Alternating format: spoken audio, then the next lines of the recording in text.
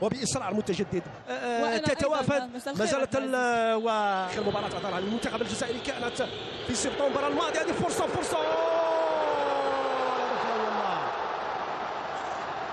هفوة دفاعية، شوف تمريرة خاطئة وكويري في المكان المناسب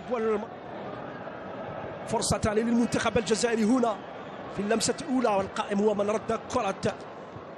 تدخل فيسكارا في المرة الأولى إلى ريان يتقدم إلى الجهة اليسرى يبحث عن مرور، يجد إبراهيمي ينقل الكرة إلى كويري، أمين بشرة العطال البحث عن تصويب ممتازة جدا، ممتازة هذه اللقطة، ممتازة هذه الفرصة، ممتازة هذه التصويبة، وفيسكارا يتألق ويبعد الكرة إلى ركنية. ممتاز محاولات التسديد من عطال رائعة جدا، مركزة كانت موجهة إلى المرمى، إلى 20,000 متفرج يحضر قبل على الجهة اليمنى. غابرييل فيلاميل كرة بوليفية، حذاري التصويب، حذاري من الكرة المرتدة، حذاري من الأخطاء. كرة في وسط الميدان لراميرو فاكا ثم لديغو ميدينا الدفاع. حذاري الخروج خاطئ والغير موفق من الحارس. البناء عرضية داخل منطقة الجزاء بحثا عن كويري، هناك المطالبة بركلة جزاء، المطالبة بلمسة يد أكين.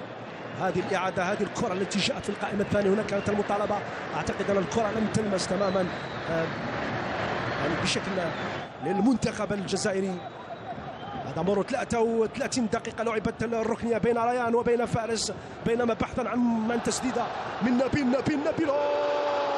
السلام على فرصة، السلام على تصويبة من نبيل بن طالب عن مرمى فيسكارا.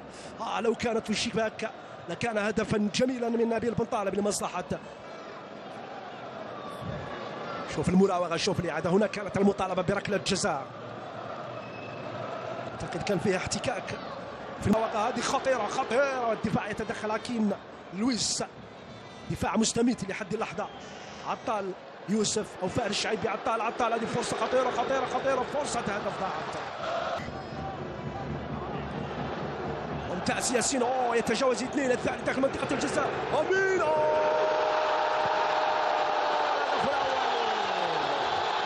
الهدف الأول للمنتخب الوطني الجزائري.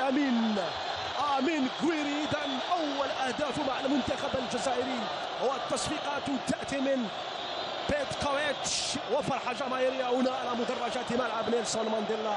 قلت أن بيتكوفيتش يبحث عن هدف أول قبل الذهاب إلى الدالاس كوبويز. نهاية الشوط الأول. إذا مشاهدينا، أهلا ومرحبا بكم مشاهدينا من جديد، نرحب بكم مباشرة. خروج اللاعب رقم 8 ودخول اللاعب رقم 18. إذا تغيير في كل منتخب. ياسين بنزية من جانب المنتخب الجزائري، حذاري هدف مبارك لمصلحة المنتخب البوليفي، وهفوة دفاعية من عيسى ماندي، هفوة دفاعية تكلف المنتخب الوطني الجزائري هدف في الدقيقة 47. عيسى ماندي بالتأكيد. جزاء الراسية ضاعت. أنا أشاهد أيضا تغيير واحد، دخول اللاعب رقم 18 لحظات، لاعب رقم 21 من جانب المنتخب البوليفي خوزي ساغريدو بهذا الشكل لوحده أمام مجموعة من مدافعي المنتخب الوطني الجزائري. الكرة الأولى كانت من رودريغو، والثانية كانت من المدافع ساغريدو لوحده. 2-1 بعدما قلب منتخب هدف إلى فوز لحد الآن بهدفين. مرور من عطال. ماذا هناك فرصة للمنتخب الجزائري، ماذا هناك المطالبة. المنتخب الجزائري عدل النتيجة. كنت أعتقد أنها كرة ميتة، ولكن استرجعت من المنتخب الجزائري من منصف بقرار، ومررها لياسين بنزية البديل.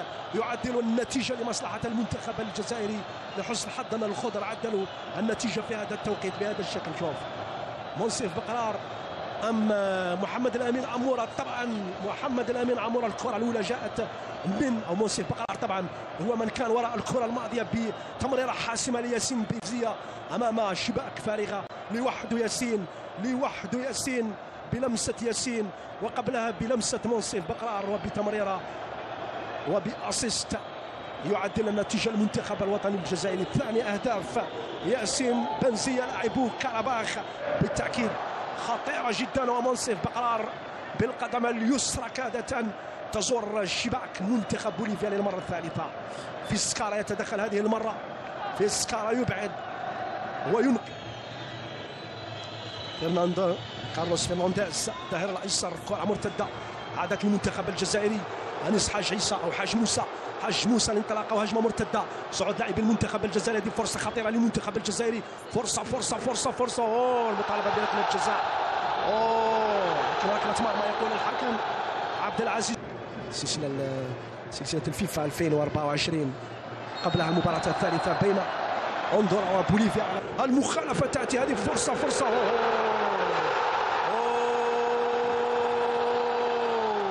كفر ماندي عن خطئه، كفر عيسى ماندي عن الهفوه الدفاعيه التي كلفتنا هدف التعادل، ويسجل الهدف الثالث، هدف الفوز، هدف الانتصار. بهذا الشكل جاء الهدف في المره الاولى بالراس وفي المره الثانيه بالقدم من دون اخطاء عيسى ماندي. اذا يسجل الهدف الخامس له مع المنتخب الجزائري في المباراة رقم 94. عيسى ماندي يكفر عن خطئه.